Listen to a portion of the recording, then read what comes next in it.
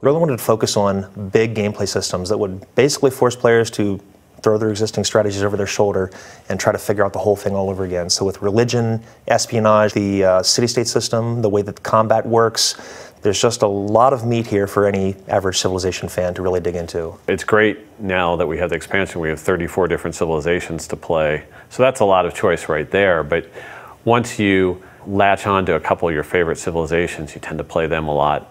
And I don't like to play them the same way every time. A lot of the civilizations that we added have really unique and powerful traits because we didn't want it to be just a numbers game. But I'd wanted these all to feel like unique, cool gameplay elements that really fit in with the civilization that they were using. But we also wanted to reflect the fact that Carthage evolved out of the Phoenician sea power, and they actually were very good at establishing a trade network of port cities all around the Mediterranean coast. So they get free harbors, and then to reflect that ability to get up over the Alps and attack the Romans, they actually are the only civilization that can move units over mountains. Austria is a really cool addition for a couple of reasons. Ed wanted it there to flesh out kind of the whole European experience. He's using it in his scenario into the Renaissance because it's part of that whole religious conflict area that he wanted to go into.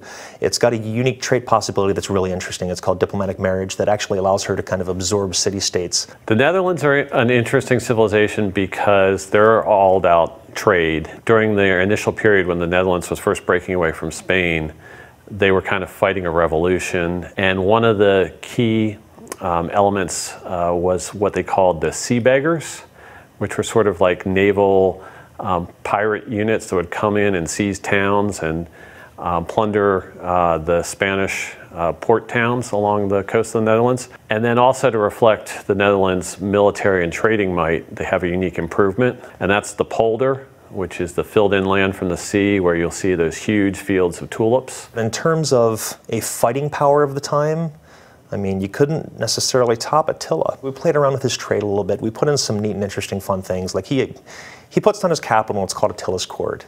And then he kind of steals the rest of his city names from everybody else in the game. So you might actually see some of those low-lying city names from everybody else's civilizations, and he's taken and he's using them for himself. And naturally, it's another horse culture. It'll fit really well with that whole Genghis feel of things. Now, the cool thing about Ethiopia is it's the only African country that was able to withstand the period of European colonization. So they're the only holdout that was never part of a European colonial empire. And so we wanted to reflect that in their civilization's traits. So we wanted them to be very, very difficult to take out and conquer.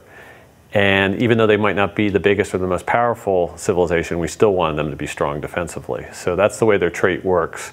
Anytime they're fighting a civilization that has more cities than they do, they get a very, very significant combat bonus. Some of them that have come out before, I hate to admit it, but I play with Boudica of the Celts probably in 7 of every 10 games that I've been playing lately. Boudica's trait is faith-based, so I'm often playing an aggressive religion game. She makes it really easy to play a strong religion game, and they actually get faith from kills. And so if you want to cause trouble early in the game while you're on your road to religion, the Pictish War is the way to do it.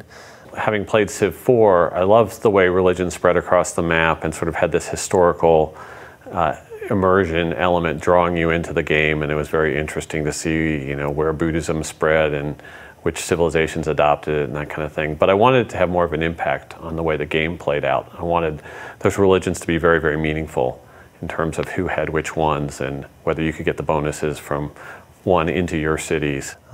There are other more interesting, unique units in the game as well. I mean, you mentioned Attila. His battering ram is absolutely devastating. He gets it as a spearman replacement.